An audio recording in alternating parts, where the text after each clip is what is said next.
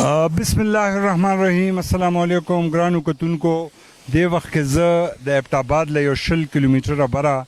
یو علاقه د بیرنګلی ورته وي او هغې کې تاسو د ابشار اینه خو د کیمرې خولی شي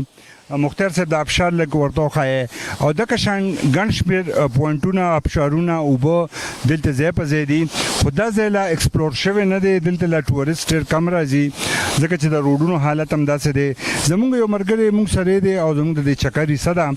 نو حبیب الله خان د هغوی نوم دی. حبیب الله خان له به دا تپوس کوو چې حبیب الله خان دې ځای ته تاسو په کوم نظر ګورئ د ښایست او د دغه په نظر؟ اعوذ باللہ من الشیطان الرجیم بسم اللہ الرحمن الرحیم. میں تو سب سے پہلے آپ کا ټول نمک کے تاسو شکریہ ادا کوم چې بھئی تاسو زمونږ څومره اوریدونکي سامعین دي هغې لپاره تاسو یو زبردست پوینټ نن انتخاب کړی چې کوم د ابشار دی نو دې باره کې خو به ده ووایي چې دا د الله پاک یو قدرتي نظارې دي چې دلته الله پاک کوم حسن ورکړی دی نو الله پاک دا غرونو ته وګوره بیا په غرونو کې د چشمو ته وګوره بیا په دې غرونو کې چې دا څومره ځناور دي دې ته وګوره دې ته الله پاک رزق ورکوي. بیا دا کم دې وخت کې چې کم لارې دې وخت کې چې خرابې دي د دې د وجې نه زیات ټورست دلته بیرنګلۍ ته نشي راتلی خو انتهایي خوبصورت علاقه ده. څنګه چې ګلیات دي نتیاګلي ده ایوبیا ده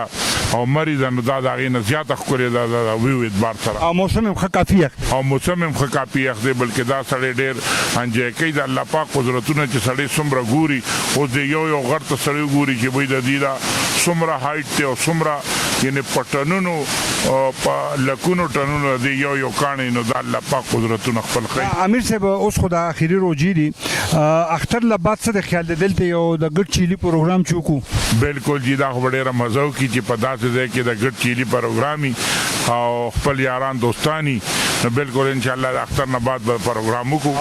پروګرام به کوو انشاءالله او زمونږ چې کوم دشمنان دي شیطانان دي حاسدان دي هغوی به خپل لونه خوري او موږ به د ګډ غوښې انشاءالله خورو خو ژوندي وو او دغه شان تاسو هم راځئ خپل فیملي سره خپلو ملګرو سره داسې نور پوینټس به موږ ایکسپلور کوو. اوس د دې له یو لاره ټنډیانۍ ته د 1 غنټې واک ده اب هم انشاءالله موږ کوو او داسې نور پوینټونه هم دي د غرونو کې نو زمونږ د چینل جواد خان تنګي چې په یوټیوب دی او په فیسبوک باندې ساده ژوند دی دا تاسو ګورئ او میراجاني یو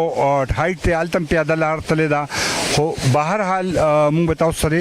سره د خپلو ملګرو نو موږ به تاسو سره وخت په وخت راځو او زه ستاسو د فیډبیک او ستاسو د کامنټس په انتظار به نو ډېره مهرباني ستاسو. مهرباني ستاسو الله پاک هم خوشحاله کړه. نه